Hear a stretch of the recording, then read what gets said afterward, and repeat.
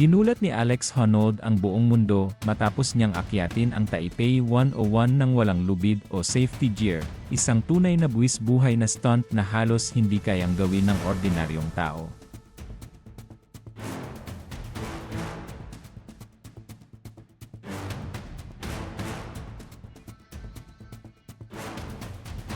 Para kay Honnold, ito ay isang pangarap na matagal na niyang gustong matupad.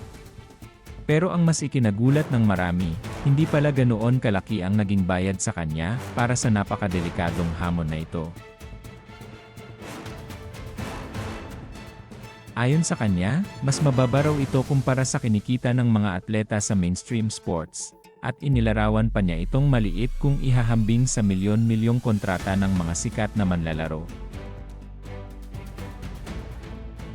Hindi man niya ibinigay ang eksaktong halaga.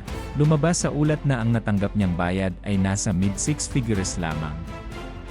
O humigit kumulang $500,000 o katumbas ng mahigit 29 na milyong piso.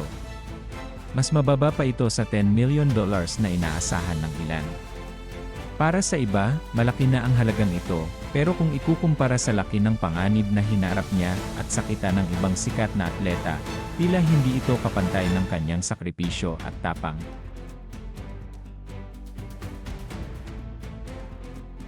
Si Alex Honnold ay isang Amerikanong rock climber na kilala sa free solo climbing, kung saan umaakyat siya ng walang anumang proteksyon.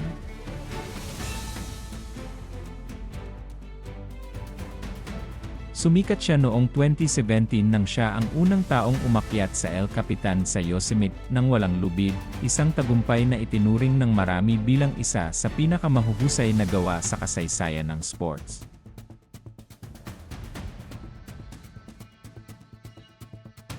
Naging paksa rin ito ng award-winning documentary na Free Solo, na lalo pang nagpakilala sa kanya sa buong mundo.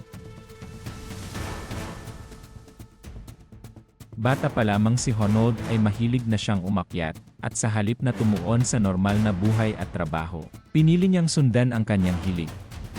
Tumira siya sa van sa loob ng maraming taon upang makasunod sa magandang panahon at pinakamagandang lugar para mag-ensayo at umakyat. Hindi raw ito madali, pero mas mahalaga sa kanya ang kalayaan at pagkakataong gawin ang kanyang passion.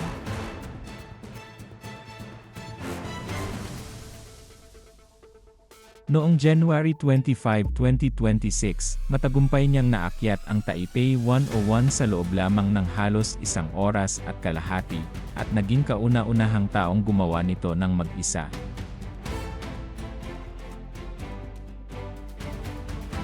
Live pa itong napanood sa isang espesyal na palabas, kaya milyon-milyong tao ang nasaksihan ang kanyang lakas ng loob at husay.